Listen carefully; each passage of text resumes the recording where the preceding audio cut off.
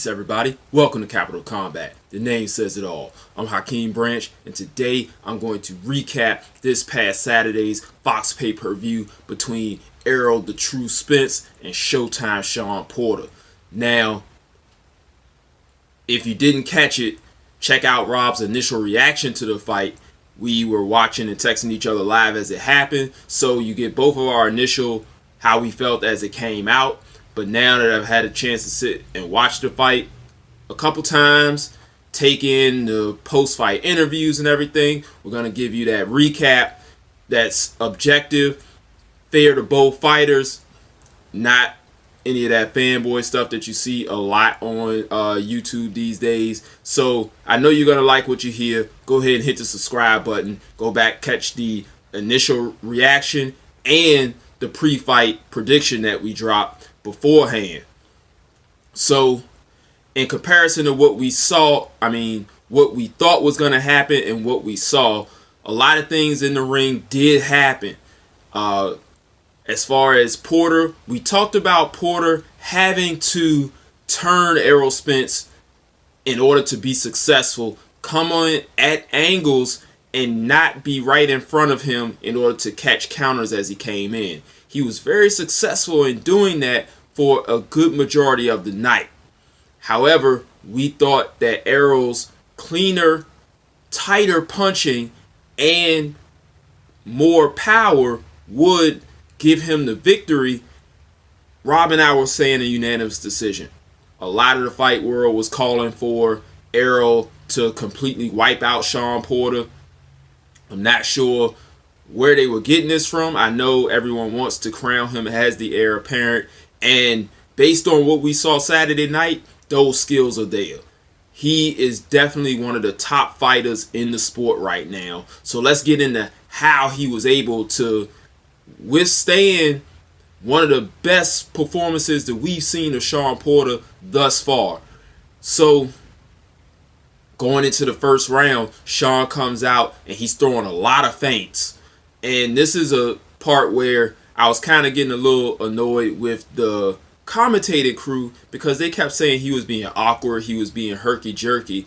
And when you have someone as experienced as Joe Goosen, who is a phenomenal coach, and then you have a legendary fighter, Hall of Famer in Lennox Lewis, not telling you as the audience, some people who have never watched a fight before, some people who have watched fights but aren't as knowledgeable of the actions going on between the two fighters, for them to not explain what Shawn Porter was trying to do, I was a little upset about that.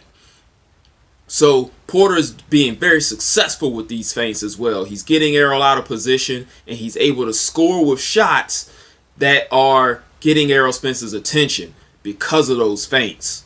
Now, Errol, to his credit, stayed composed not only through the first few rounds, but later on as the fight went on and Shawn began to abandon the feints and just began to just come in on him because Errol was waiting for the feints. So it was a good adjustment on both fighters' parts to make sure that their game plan stayed working from round one until the end of the fight.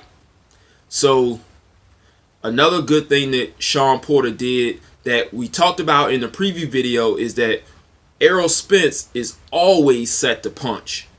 Like almost at all times. And there were often times in this match that Shawn was able to catch Errol in positions where he was not ready to punch, and he was able to score off of that. So it was very successful on Shawn's part, getting those angles, getting Errol turned, and when they got on the ropes, turning him back on the ropes and trying to return fire.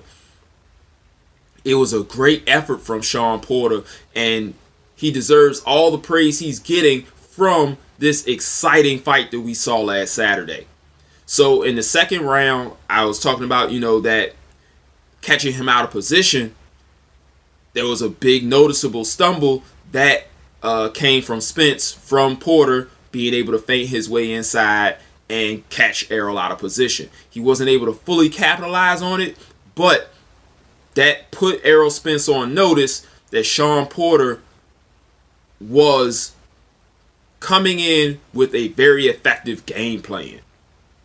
He wasn't just this bully that just runs in that, people advertised him to be.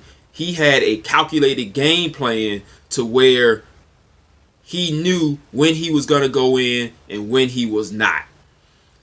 And that helped him land his jab very effectively in certain spots. He was able to out-jab Errol Spence at several junctions of the fight, something that you would not expect, being that Errol was a much bigger guy, had the longer reach, and you usually equate that to the person who is going to have the more effective jab. Now, in the middle rounds, I say rounds 4 through 8, those were some fever pitch rounds to where it's very hard to discern who's winning these rounds. You got Porter landing some very judge-friendly shots. You got Errol landing some clean, precise punches in between those volleys. And this started to become a fight where you have the difference between someone who is tight and mechanically correct when it comes to boxing mechanics, where Errol Spence is throwing tight punches around the guard of Porter, catching him with straight lefts and looping left hooks as he's coming in, and you don't really catch him because Shawn Porter is throwing these wide, very judge-friendly. Like, when he was landing punches, the whole crowd knew he landed punches, and you really didn't see Errol landing unless you were really, really paying attention to what was going on. And so I don't envy the judges in this fight because they had a very tough time trying to score this fight. I'll talk about the scorecards as we get to the end of the fight.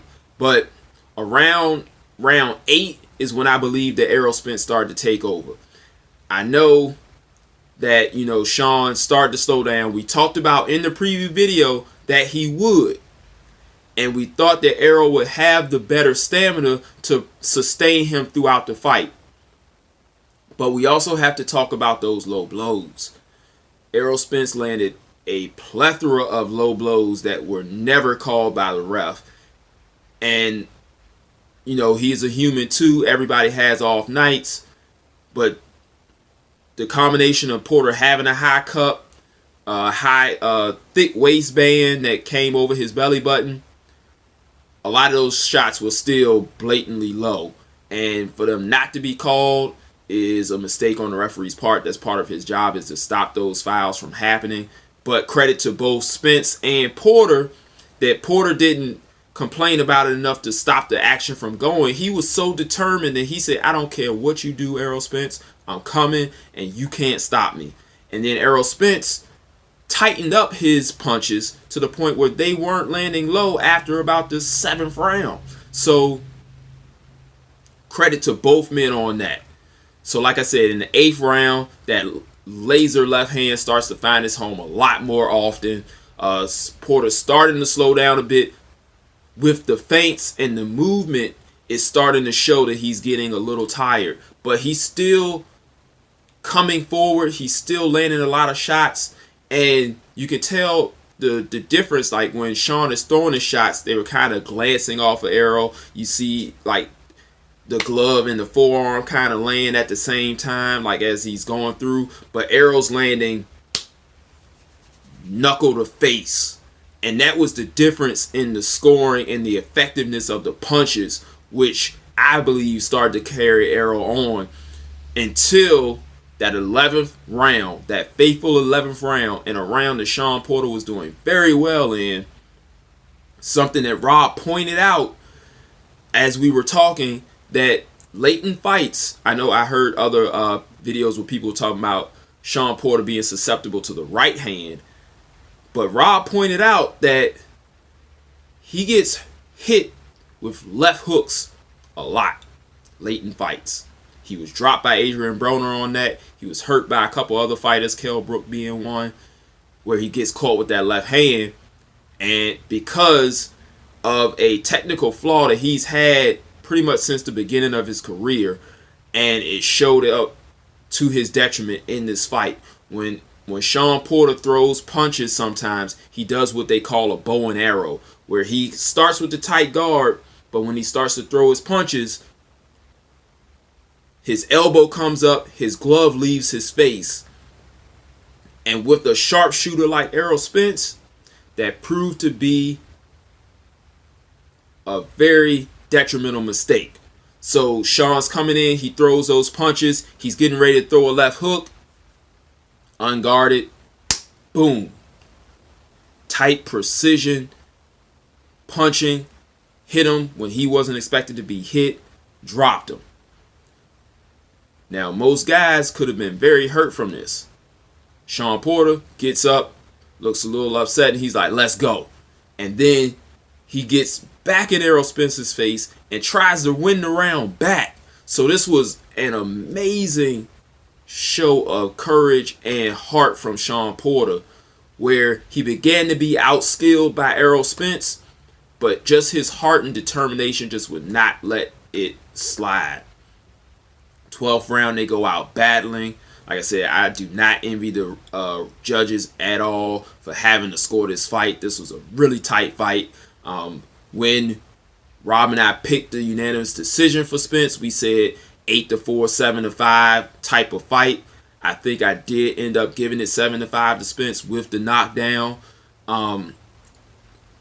So anything wider than that, you may be a little too pro Errol and a little...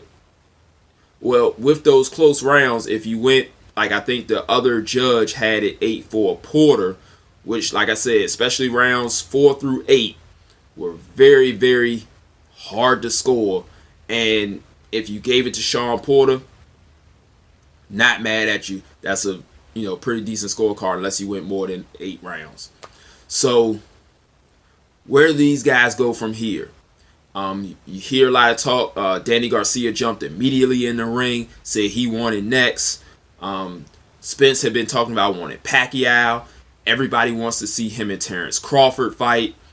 And this was a good enough fight to where halfway, like once the 8th round ended, I texted Rob and my boy Jay. I'm like, yo, we got to see a rematch. No matter how this happens. I see a split decision now, and they got to run this back. I would love to see that too. So it's going to be interesting to see what we get. As far as the Terrence Crawford thing goes, we know that there's a difference in the promoters and all of the business of the sport. We don't have to discredit one guy to build up the other. What I would like to see is Terrence Crawford take on one more PBC guy, a little bit higher rated. He did beat Amir Khan in the last year. But if he could take on like if he could take Danny Garcia, or the Keith Thurman fight is going to be a long way away, so I don't think that one will be a good idea. Just something within the next 6 months to where he takes, or maybe an Adrian Broner, someone that's going to get him that notoriety, and someone who's a little bit higher in that contention category to build up that Errol Spence fight even more. I know everyone wants to see it, but the negotiating parts, like I don't want to count people's money, but they're going to play hardball because Terrence Crawford has not fought the same type of people. And that's not fair to him because we know the skills are there, but that will put him at a better position to get that fight, if you know what I mean. And I think that's a good way to go about it if they don't go immediately into that fight. I would be happy if they did, but that would still build and create even more anticipation for that fight going into it if he's able to take out a guy of that caliber and namesake. So we'll see what happens with that. Errol Spence did say afterwards, he has to get tighter outside of fights. I've heard rumblings about him being, not the most disciplined outside of the ring, but you see the results that he gets in the ring, they speak for themselves. But he also tweeted himself, he can't be blowing up 25 pounds after fights anymore. So if this man starts to tighten that up, gets him a strength and conditioning coach, a nutritionist, something like that, he's going to be a scary guy. He's going to be a scary guy to fight. So, Porter, try to run it back with Spence. Maybe a rematch with Garcia. Maybe he tries to go after Pacquiao's belt. He's still a viable top-level contender after this fight. So that's very good on his part. I know he's upset. He lost his belt. He took a loss. He hasn't really beaten outside of Danny Garcia, one of those upper echelon guys. So he's one of those guys that's like right there, but just hasn't hit that full over the hump type of performance yet. But he's going to give everybody that comes in that ring with him all they can handle. So I want to know what you guys thought about the fight. Hit us up in the comment section below.